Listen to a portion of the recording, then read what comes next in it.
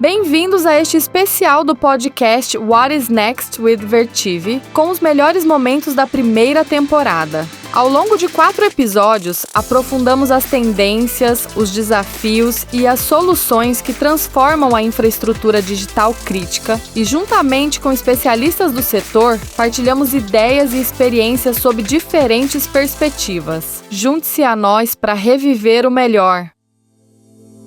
No primeiro capítulo, com Alex Sasaki, vice-presidente da Vertiv Latam, e Guilherme Furken, da NVIDIA, exploramos desde o boom da inteligência artificial até os desafios de energia e refrigeração que os data centers enfrentam.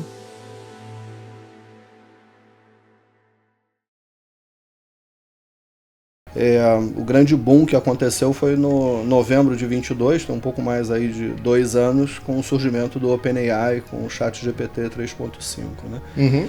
E ali o mercado olhou e falou, caramba, dá para fazer um monte de coisa com esse negócio chamado Generative AI, e muitos olharam e falaram, isso, a NVIDIA talvez tenha dado sorte, está nesse mercado. Ao contrário, a gente vem trabalhando com solução de inteligência artificial já há bastante tempo. Ou seja, não começou no ChatGPT, a inteligência artificial já tinha começado isso há muito tempo antes. Já há bastante tempo. O primeiro contato que a gente teve, que a NVIDIA teve com inteligência artificial, que a gente fala, é o AlexNet, que surgiu em 2012. E ali foi um trabalho feito pela Universidade de Toronto, onde visão computacional, de identificar se era, entre aspas, gato ou cachorro, né? Então você treina uma rede neural e apresenta um monte de foto de gato, diz isso aqui é um gato, você apresenta um monte de foto dizendo que é um cachorro, e aí você apresenta uma foto e pergunta, o que é isso? E aí diz se é um gato ou cachorro. Esse resultado, ele chamou muita atenção do mercado, porque o que tinha disponível na época era muito avançado, era um resultado bastante forte. E ali a NVIDIA olhou e falou, eu tenho potencial de fazer muito mais por causa do paralelismo que existe dentro da GPUs. A GPU é uma unidade de processamento, a princípio gráfica, mas uma das aplicações aceleradas.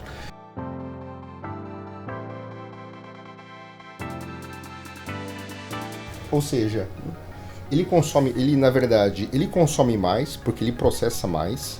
Exato.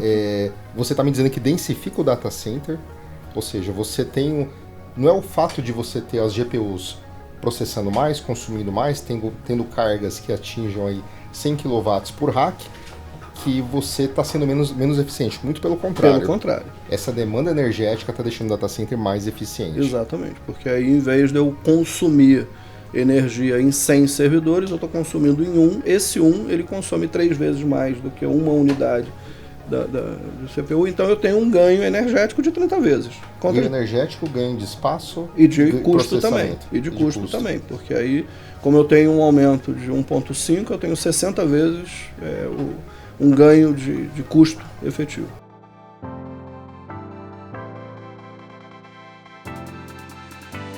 Se eu pensar que agora um rack, ele talvez não seja suficiente para o meu desafio, eu preciso agora de um corredor inteiro de racks, ou eu preciso de uma sala, eu preciso de um facility. Como a gente viu já desenvolvimento de alguns data centers com 100 mil GPUs, aí entra o desafio de, como é que eu vou prover energia para isso e como é que eu vou também refrigerar essa infraestrutura toda. E aí entra a parceria com a Vertiv, que é importante porque como a NVIDIA, a gente trabalha sempre no limite tecnológico, né? Eu vou até o extremo tecnológico, tem muita pesquisa e desenvolvimento de falar, se eu estou colocando tantos servidores, a parte de rede, de comunicação entre todos esses servidores precisa ser o mais eficiente, 800 GB de velocidade, acesso ao armazenamento, ao storage e tudo, eu também preciso ter parceiro que consiga caminhar a mesma velocidade de inovação, porque senão eu vou estar à frente e falo, agora quem vai suprir energia para isso tudo, quem vai refrigerar isso tudo? E aí entra o desafio de ter um ecossistema de parceiro que nos ajude também a inovar em outras áreas que não só a área de expertise de inovação, que é o que a gente vem fazendo na área de GPU, de rede, de storage e tudo mais. Assim foi o início da nossa série, com um olhar aprofundado sobre a inteligência artificial e o seu impacto nos data centers para responder a essas demandas futuras. No nosso segundo episódio, Francisco Salles, diretor de serviços da Vertiv, e Ana Luísa Rodrigues, gerente de sustentabilidade da Scala Data Centers, analisaram o compromisso das empresas com a eficiência energética.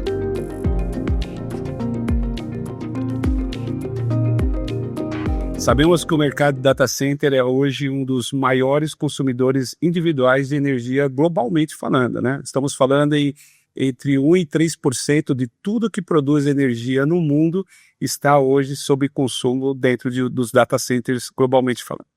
E quando falamos de emissão de carbono, então, nós estamos falando em 0,5% de emissão de carbono mundial está nesses grandes data centers. Lembrando que produção de carbono, emissão de carbono está desde início de produção até a fase final de vida de um produto.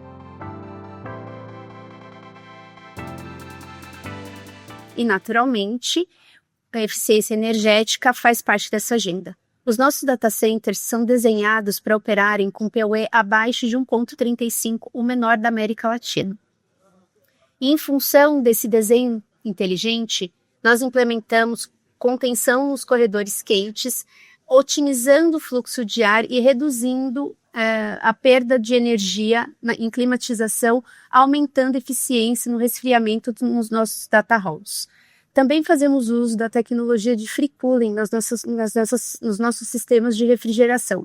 Essa tecnologia utiliza o ar frio externo para resfriamento, melhorando também essa eficiência de resfriamento e tendo economia de energia. Os nossos novos data centers serão equipados com a solução de liquid cooling, que é uma solução mais eficaz do ponto de vista de eficiência energética e de resfriamento. Nós também fazemos uso de bateria de puro chumbo e UPS, que mesmo em alta demanda, conferem aos nossos projetos estabilidade e eficiência energética.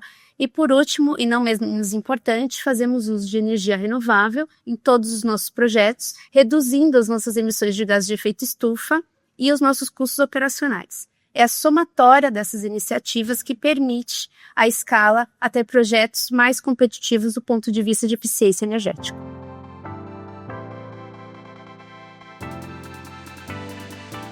Ok, perfeito, impressionante. Lembrando que sustentabilidade não se trata apenas de cumprir as regulamentações, né? As exigências de governo, ou reduzir somente os custos, né? Os impactos, mas também construir uma infraestrutura crítica, preparada para o futuro, que seja eficiente, responsável e rentável. Essa é a chave do negócio que a gente precisa buscar dentro do que nós falamos de sustentabilidade, né? A chave está em adotar uma abordagem estratégica, onde as métricas e acompanhamento diário que seja efetivo, né? E tanto o uso de energia, carbono e água sejam ferramentas de recursos, né, que você possa operar os seus data centers de maneira eficiente, né? Este diálogo reforça como a eficiência operacional deve ser integrada em todas as áreas de negócio e orientada para soluções que otimizem o consumo de energia, água e reduzam as emissões de carbono. No capítulo 3, Gustavo Pérez, diretor de desenvolvimento de mercado da Vertiv, juntamente com a Matt Novillo, presidente da Equinix México, aprofundaram a discussão sobre a adoção tecnológica e a necessidade de talentos especializados que a América Latina precisa para se preparar para as futuras demandas da IA.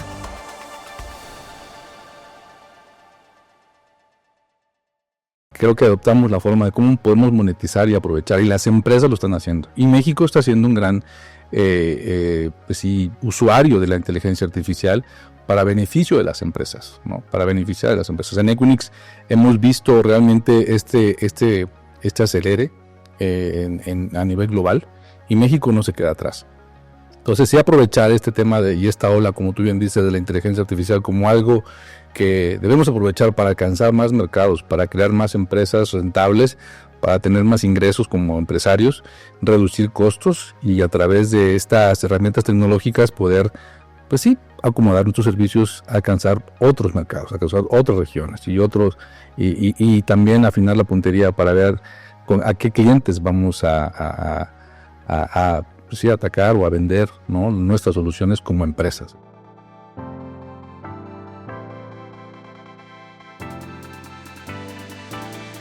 Pienso que desde el punto de vista de data centers, evidentemente se requiere de cambiar un poco el paradigma, ¿no? Hablando de infraestructura, ¿no?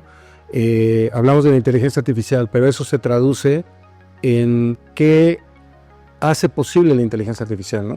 No sé si estás de acuerdo conmigo en que todo este tema de los chips, los GPUs, NVIDIA principalmente, pero también Intel, AMD, haciendo, digamos, esa contribución para poder, con esos procesos en paralelo de procesamiento, hacer posible todas las aplicaciones de inteligencia artificial.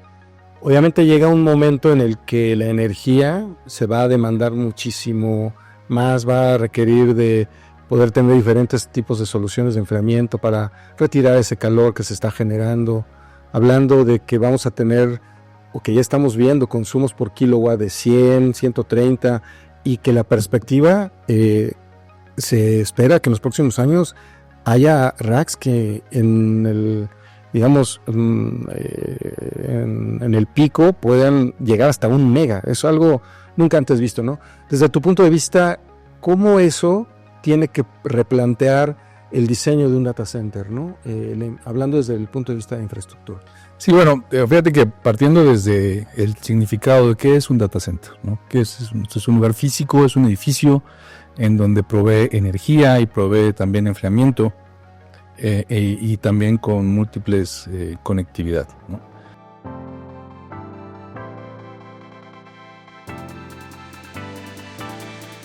Siguiéndonos con ese lado de talento, me gustaría escuchar, porque ahora está bien desde el punto de vista de, digamos, las personas, ¿no? Y cómo adquieren esas habilidades, ¿no? En términos generales.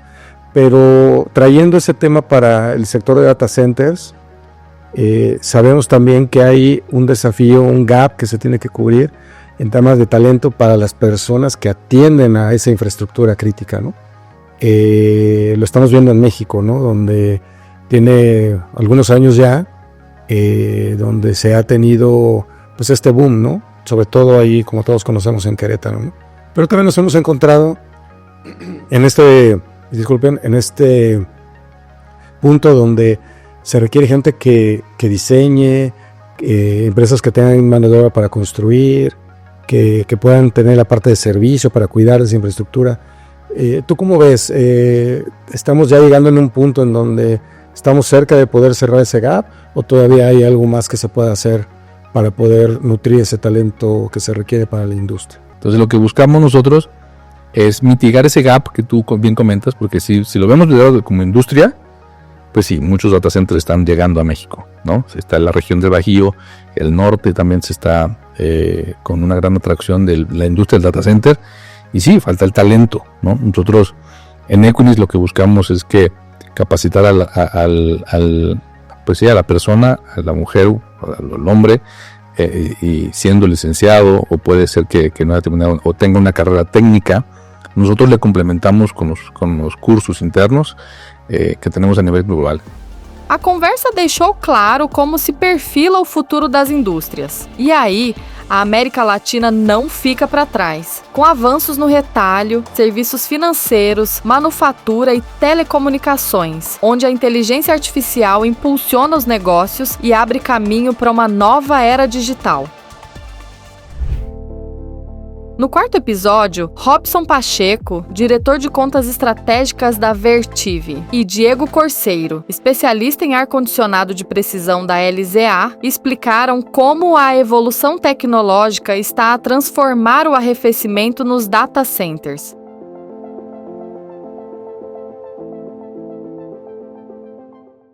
E aí vamos falar desde o primeiro passo ali do design, schematic design ali.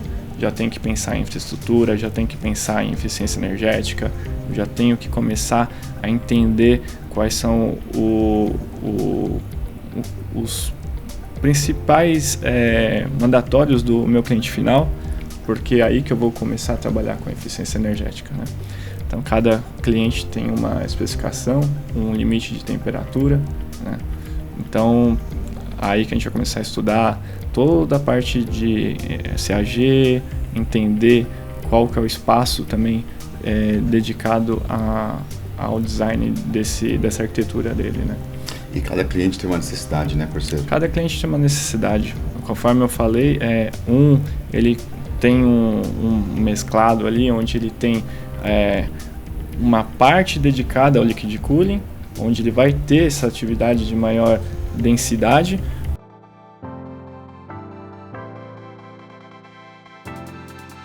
O site para receber essa infraestrutura de liquid cooling? Baita de uma pergunta essa, acho que Imagino muita gente tem a mesma preocupação igual a sua, e acho que a maioria está passando por isso, porque temos muitos sites aí operando e muitos questionamentos dos nossos clientes hoje sobre como que eu vou fazer essa adaptação. Então, não é só o ar-condicionado, né? Então, não estamos falando, vou fazer uma ligação de água gelada ali e vai funcionar o liquid cooling, né?